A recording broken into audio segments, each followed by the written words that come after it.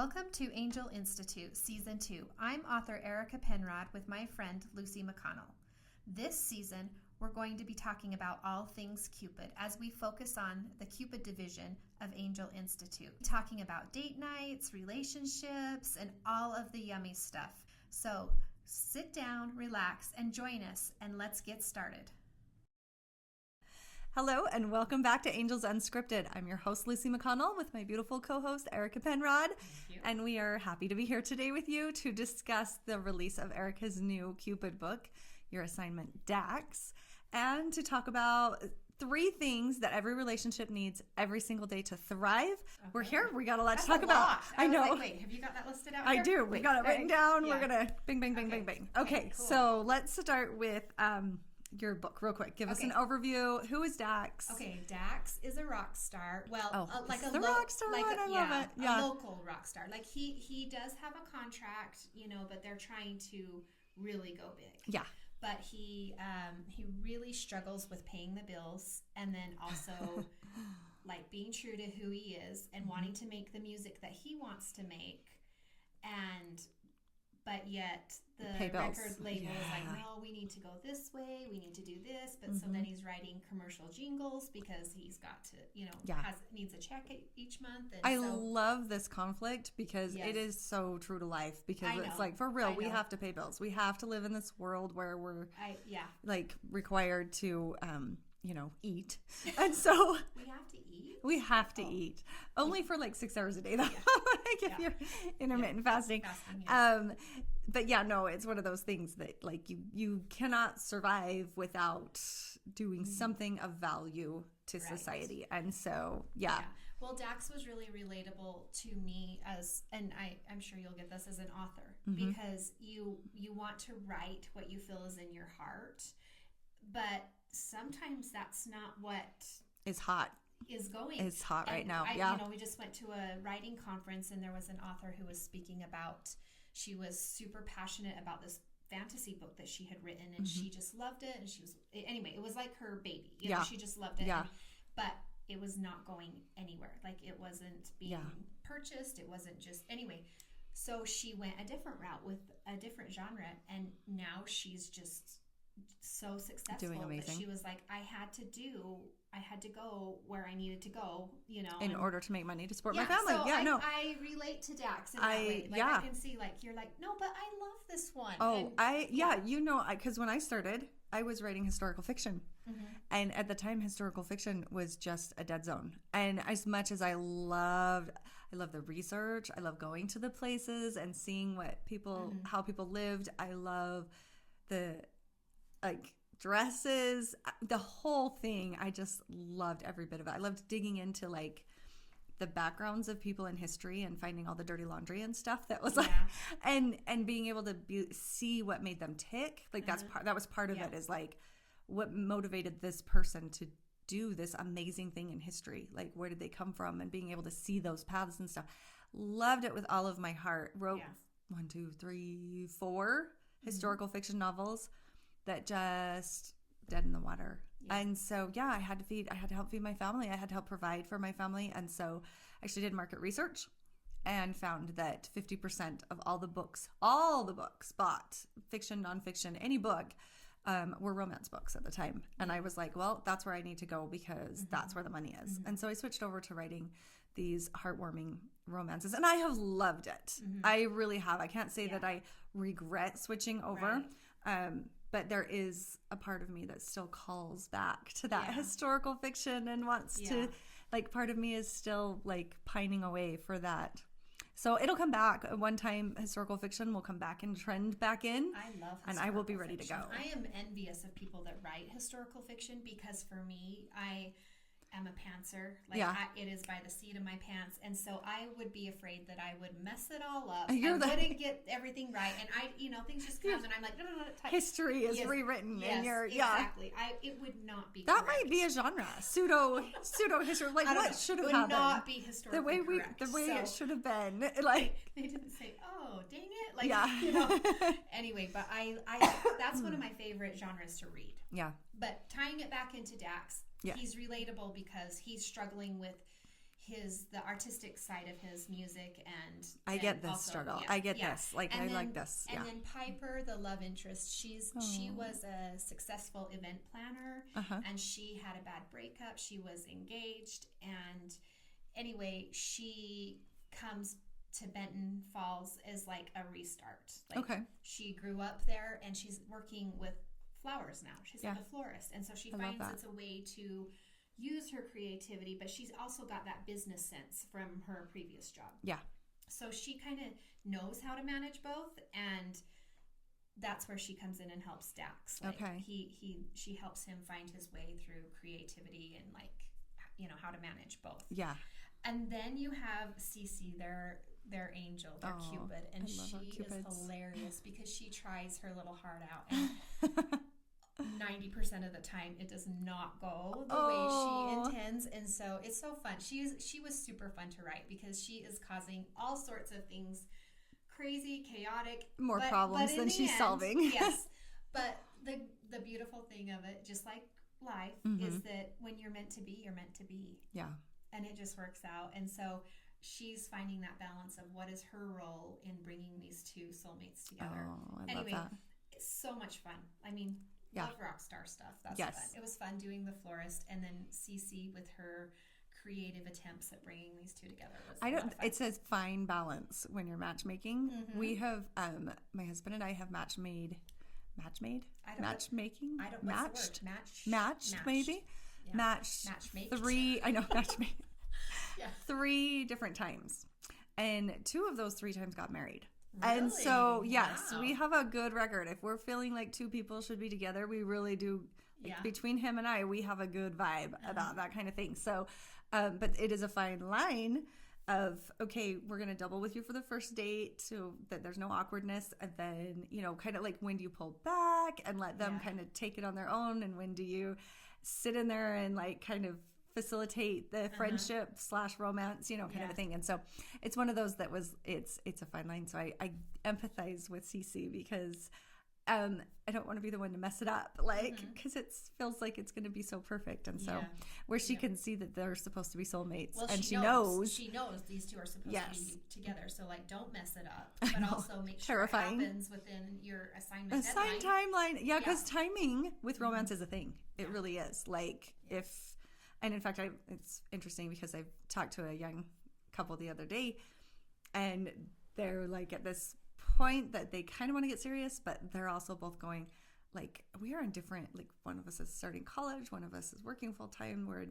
sometimes different states, like, and it's this whole, how do we manage the time? Because the timing feels really off. And so it's an interesting conundrum to have. So timing is, and sometimes the timing is like, boom, like my oldest son met and married within 5 months. Like, boom, my husband and I dated, we knew each other for 4 years, then we dated for 1.5 years, and then we had a really short engagement. But yeah, timing it's all about timing, I feel like. Yeah, and it's very individual. Yeah. Like, per couple. Yep.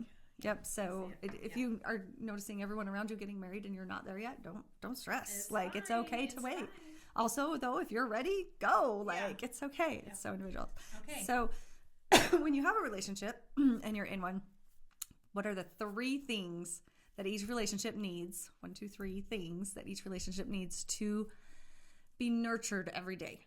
Chocolate, Diet Pepsi. What else? I know. I was like, yes and yes. How did you know? No, I'm like, good food. I know. I'm like, what are the things? No, okay. These are the things. These are the things. This is my love language. Back to my heart. Exactly true. So I'm like Cadbury mini eggs are Exactly. totally my love language.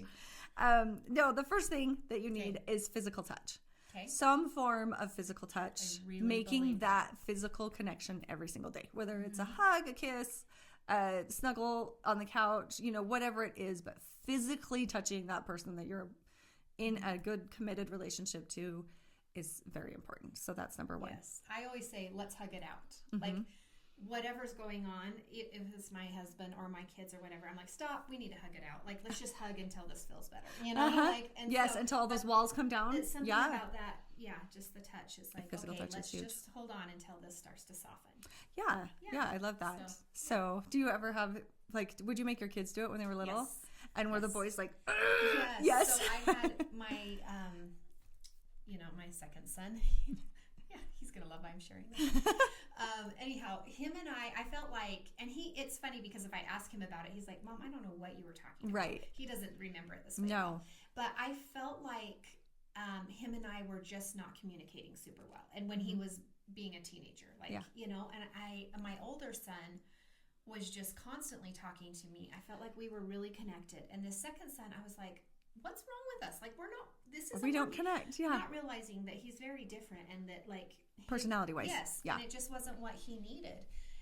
And so but it was worrying me. And so I had read something on physical touch, and it said, especially for your teenagers, especially for sons, like you hugging them. Yeah. An 8-second hug is a thing. Like the biggest thing ever. So I started doing that. Like I was just, and at first he's like, yeah.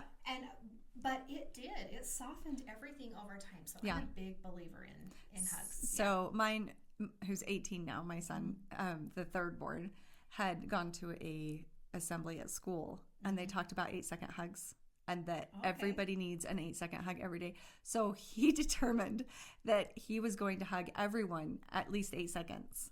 And so we go to our first family party, and he grabs his uncle in this 8-second hug, and his uncle's like 1,000. He is in his mind. He's like counting it out, but he didn't warn him. Yeah. So the uncle's like patting his back and then lets his arms down, and my son's still hanging on, and he's like, okay, okay. So then you go in for the second hug, pat, pat, pat, let go. No, we're not at 8 seconds yet. We haven't reached it yet. It was hilarious. It was this. Funny. I mean, because my husband and I are like, let's just go watch what happens.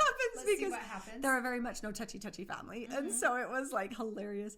And then, but over time, it became this like, where's my 8-second hug? Everybody wanted their 8-second hugs from him. And it was like, no, I'm not letting go. I'm counting now. And then it was like, you don't get to, that was only 6, kind of a thing. And they were hanging on because those 8-second hugs were so magical. So, so that's fabulous. Right. So the first one was physical touch. I know, hug it out. Okay, the second one is making eye contact with that person every day. Eye contact, like right there. And this one is like, it's amazing how you can float through your home and not make eye contact with people in your house. Especially this. Like you can be talking to somebody and they're at the dinner table, even if you have your phones. And even if you're the one talking, sometimes you're not looking up. Right. Right. That's a big thing. So making eye contact with this person, and we talk about it in a romantic relationship, but also with your children. Like once a day, make eye contact with your kids. It's a very powerful tool. So the second one is eye contact. Like make sure that happens. Validating. Yes, because somebody sees you. Yes. Okay, and so I don't know, was it the study of light particles or was it just ions that they did? And they found that ions that were looked at behaved differently and actually behaved better. Really? And then ions, and this is just particles, which we're all made up of particles, that were not behaved completely erratically. And so it's that idea of I see you that makes a person feel seen and therefore want to behave better, if that makes sense. And so, yes, make eye contact. Big kids, little kids, married people, all of them. It's eye contact is a thing. So, and it's so easy not to. It is so easy to just float. So, and sometimes I'm like, I'll walk up and I'll grab them by the shoulders and I'll just look them in the eye and they're like, what is happening right now? And I'm like, I just needed to look into your eyes today. And they're like, okay. But they obviously, you can see a change in them. Like they kind of and they smile and there's this whole thing. And so, yes, validate them by looking them in the eye. Yep. Okay, so that was the second one. And then the third one is an expression of gratitude to that person. This one's huge. And I'm going to go back with my kids because this is the one that these 3 things I really made sure I did as they were growing up. But the biggest one, the gratitude that I'll tell them is I'm grateful you're my kid. Just, I'm so grateful you're my kid. It's nothing they did that made that happen. It's meaning it wasn't their decision to be born to me or they didn't pick me, whatever, it's just, I'm just so grateful that you're mine, that you're in my life, that you're mine, that I get you. And sometimes it's made the most impact on the days when they've done things that we've had an argument or that you would think, oh man, my mom is so embarrassed that I'm her child, or she's embarrassed of me or whatever. And I always look them in the eye and I tell them, I'm grateful you're my kid. And I claim them in that way. And so that's huge. And that has made, I think, all the difference between our relationship as a parent and a child. But then let's talk about the romance or the other one. Like, I think that's like between in a relationship, it's so important to tell your spouse, your partner, your whoever it is, that how grateful you are for them being in your life. And like every day they need to know, like whatever thing it is, little, big, like thank you so much for doing that. Yeah. Like my husband shot a couple horses of our horses yesterday. And that's one thing we always joke about is like, we'll know that we're uber rich when we're hiring somebody else to shoe our horses because like he went to shoeing school. Yeah. He did it for years. Yeah. It's it's one of those things that it's like, I know how to do it. I'm just going to do it. Like kind of a deal. But so either we're really, really old or we're really, really rich and we're hiring somebody else to shoe our horses. That's our, we know we've Someone made it. Someone else is going to clean my bathrooms. Yes. Agreed. Yeah. You'll know. There's sign, like when I'm rich, there will be signs. Someone else cleaning. Somebody else is walking in there with this toilet scrubber. But just not the bathrooms. Just not the bathrooms. So it's not so bad now that you're down to just a couple people in the house, right? Yeah, but yeah. So also thanking them for doing things. Like I mean, honestly, if somebody makes dinner, thank them for making dinner. If somebody mows the lawn, hey, thank you for doing that. And a lot of times we think, oh, well, they should be doing it. Right. They have to do it. All of those things. And I think being thanked for things that you have to do is even better than being thanked for something that you voluntarily do. Yeah. Yeah. Well, and I mean, I know like with my husband, there will be times I'll just text him and be like, hey, thanks for working so hard for us, you know, because he does go to work every single day. It's kind of expected. And but I want him to know that, like, I really appreciate you doing this. Yeah. And so, gratitude. I mean, gratitude is such a superpower. Anyway, we've talked about gratitude with the Christmas angels, and it is a superpower. And it is. The more you can bring into your life and to everyone around you, it just grows. It does. Your life it's huge. Grows. It's amazing. Gratitude has it. I don't even know how to explain. Sometimes I think about it, and I'm like, what is it that it does? But number one, it focuses on something positive. So there's a positive aspect to it. But also, there's something more to it than just that. Because I could be positive about things in my life and whatever. But the actual gratitude feeling is like leveling up on that. The vibration of gratitude, is up. Is up. You're higher up than, and there's so much that doesn't bother you when you're in a grateful mindset that maybe would otherwise. I think one thing that I misunderstood before I started really studying gratitude was I felt like, when we were younger, we would hear, well, just be grateful for what you have. And it was a shrinking. It was like I am grateful that I have food on my, and clothes to wear. And does that mean I don't want to grow another car, a nicer or a newer car? one, or one that I don't have to pump up the tire every day on my way to work. Yes. So I was very confused by that for a long time. Well, if you want more, you're not grateful.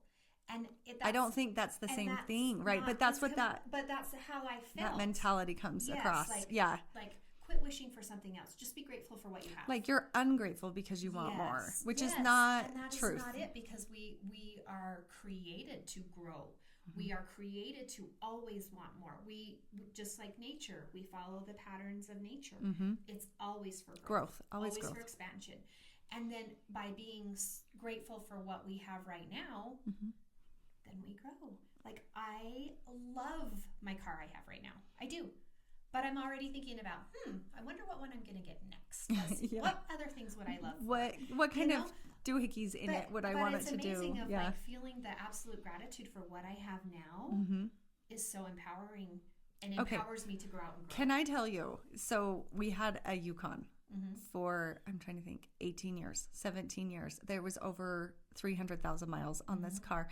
And I was grateful for that car every single day that we had it. And it lasted 17 years and 300,000 miles. I mean, we had repairs along the way.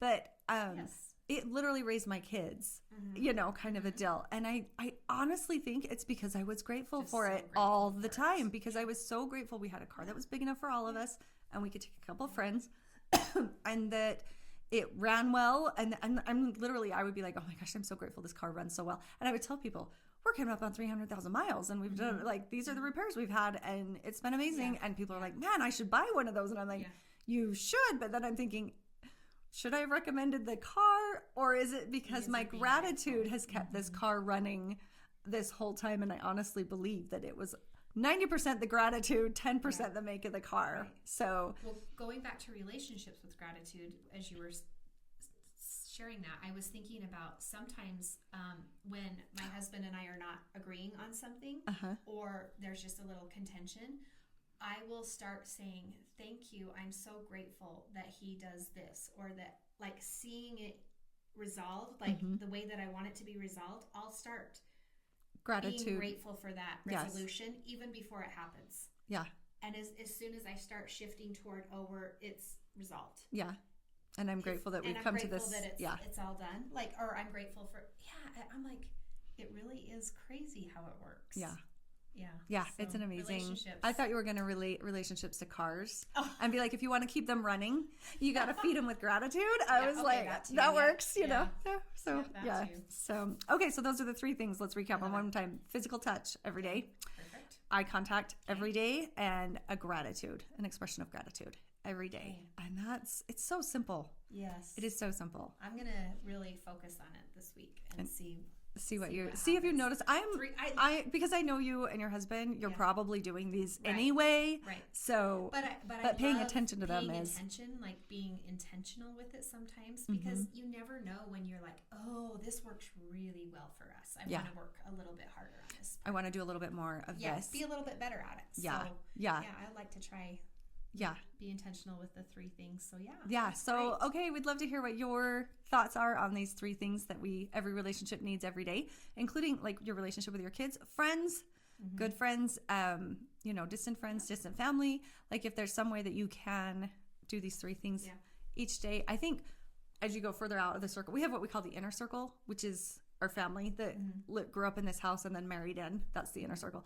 And then circles go out. So I think as you go out, like, these 3 things don't need to happen every day. Okay. You can decrease the number of times. Like, when I see a certain friend, these 3 things need to happen in order to feed that relationship, so that it, kind of adult. Yeah. So don't think you have to every single day physically touch everyone you know.